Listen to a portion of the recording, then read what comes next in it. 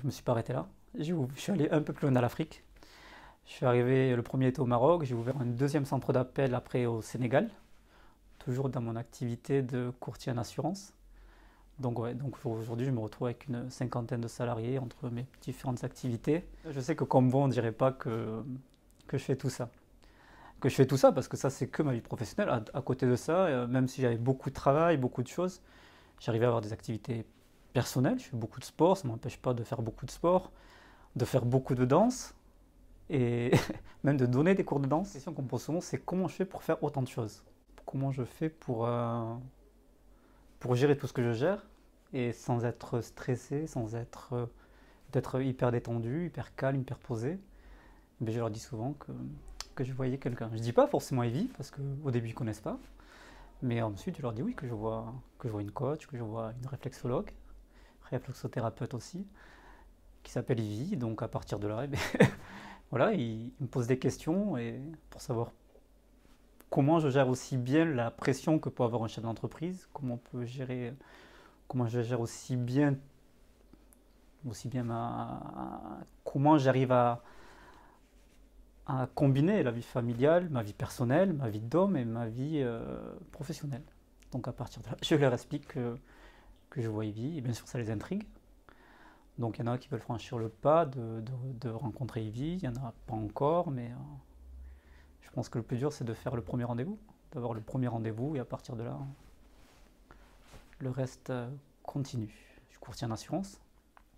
J'ai ouvert un premier cabinet à Albi, j'en ai ouvert un second à Toulouse. Donc déjà, ça générait pas mal de monde, pas mal de pression, pas mal de coups de téléphone. Je crois que je suis à 3000 appels en absence, 400 SMS que je n'ai pas forcément lus encore. Donc, et pourtant, je le fais calmement. Je le fais très calmement parce que je suis bien suivi. Je suis bien suivi peut-être par Vivi, par ses talents de coach, par tout ce qu'elle m'a apporté jusqu'à aujourd'hui. Ce qui m'a permis aussi après de me développer jusqu'à aller à l'étranger. Après ouvert mon cabinet à Toulouse, j'ai franchi le pas comme je dis toujours, de franchir la Méditerranée, l'océan, pour aller en Afrique, pour ouvrir un centre d'appel au Maroc, le premier. Donc après j'ai continué à avoir Ivy, j'ai continué parce que ça générait beaucoup de stress, beaucoup de pression. J'avais une vingtaine de salariés à l'étranger déjà avec le Maroc. Et c'est un pays différent, c'est un pays où on doit prendre beaucoup de recul. Donc j'avais encore besoin de voir Evie, pour qu'elle me conseille, qu'elle m'apaise, qu'elle me fasse comprendre qu'il y a des hauts et des bas dans les entreprises, comme tout chef d'entreprise, mais qu'elle m'aidait justement à passer les moments les plus difficiles. Faut pas se voiler la face, un chef d'entreprise a des moments très hauts, des moments très bas, et c'est là peut-être où on a besoin d'être suivi. Parce qu'on a la tête dans le guidon, on ne se rend pas compte qu'on n'a pas assez de recul sur la vie de la société, sur de quoi on a besoin, pour justement en plus en profiter et se sentir mieux. Ça s'est pas arrêté là parce que je sentais que j'avais beaucoup d'énergie. J'ai une énergie qui est très contrôlée, qui est très, je dirais toujours apaisée, calme. Mes amis me disent que même si elle me tombait sur la tête, je resterais calme. Mais parce que je sais qu'il y a des moments difficiles et qu'en étant bien suivi, qu'en prenant du recul sur les choses, en prenant du temps pour soi, ça peut être par des activités physiques, par des moments familiaux, euh, mais tout ça, si personne ne nous fait prendre conscience qu'on a besoin d'avoir ces moments familiaux pour reprendre de l'énergie, ces moments à soi, si on le, je pense que quand on a la tête dans le guidon, comme je disais tout à l'heure, on l'oublie. On oublie qu'on doit prendre des moments à soi pour être efficace dans la vie d'un chef d'entreprise. C'est très important. Ça fait 10 ans que je suis dans les assurances, mais ça fait 3 ans mais depuis que je crois que je t'ai rencontré, Ben oui, que je me suis envolé. Maroc et Sénégal, Ouais. c'est depuis. Mais après, à côté de ça, quand même, il n'y a pas que le travail. Je veux dire, on est jeune, je suis jeune, mais il y a une vie personnelle à construire. Il y a une vie avec des enfants qu'il faut être aussi présent. Donc, faut pas oublier tout ça. Faut essayer Concilier.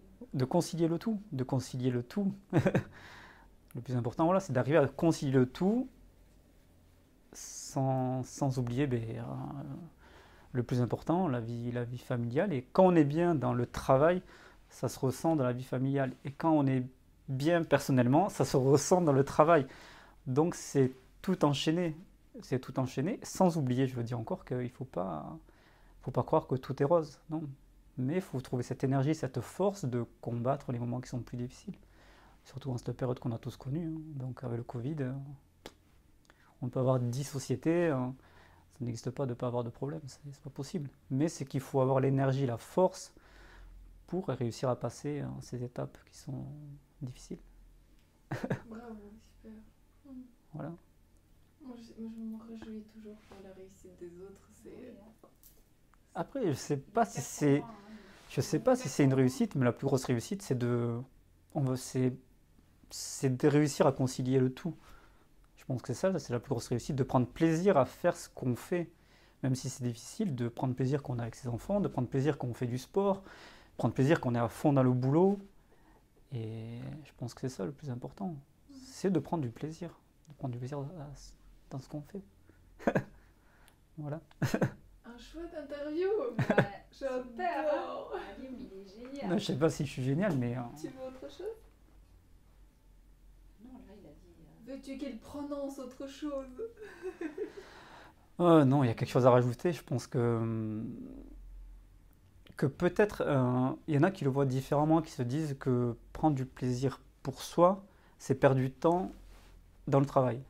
Alors que non, parce que le temps qu'on va pas perdre, mais qu'on va mettre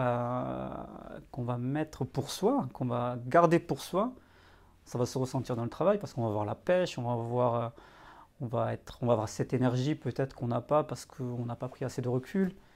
Donc moi je pense que beaucoup de chefs d'entreprise devraient, des fois, même si c'est perdre 2 heures de boulot, même quitte à éteindre le téléphone pendant 2 heures, mais de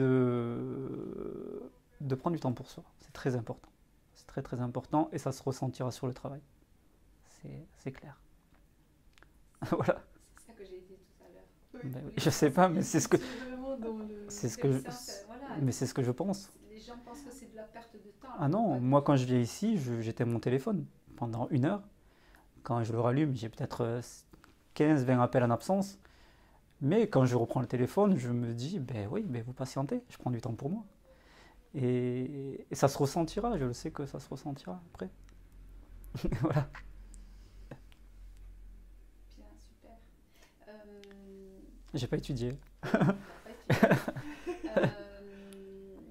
Est-ce que c'est important de dire comment je suis? Oui, peut-être 3-4 qualités de vie. Elle en a pas? C'est ça? Ouais, après ça c'est très facile. Pourquoi je me retrouve dans ce que m'apporte Ivy, c'est que déjà elle me comprend, déjà elle me juge pas, et déjà elle sait dans quelle direction je veux aller. Elle sait que peut-être que je suis jeune et que je peux encore m'envoler un peu plus loin, et que son calme, que sa gratitude, que sa bienveillance m'amène. C'est presque si on avait un objectif commun. C'est que mon objectif, quand je lui en parle, elle sait m'y amener. Voilà. Et qu'on y va ensemble. Je crois que c'est important. Ça me touche trop. Je suis... Regarde. C'est vrai? C'est beau, c'est vrai. Parce que je ressens la même chose pour elle. Oh non, je peux pas dire tout ce que je ressens par contre. Ah. Non, je rigole. Moi Non. plus. Sinon ils vont dire qu'on a une relation intime, c'est ça? Non, c'est purement professionnel, mais je le ressens comme ça. Mais Elle me sent- je pense que de toute façon, être coach, c'est ça. C'est que ce soit coach sportif ou coach professionnel, c'est de prendre qu'un individu à un moment donné dans sa vie et de l'amener, de le faire monter à l'objectif que lui a et que le coach comprenne. Et c'est le plus dur. Il y a des coachs qui pensent que déjà, il va prendre un professionnel alors qu'il a un amateur. Non, on ne traite pas un professionnel comme un débutant. Et en plus, avec cette période, il y a de plus en plus de gens qui montent des sociétés, qui créent leur entreprise, avec des difficultés que tout le monde peut rencontrer au début, mais il ne faut pas lâcher, faut pas... c'est pas tout rose. Mais en étant bien conseillé, suivi, suivi Ivy, on peut y arriver. Voilà. Si on n'a pas ce calme,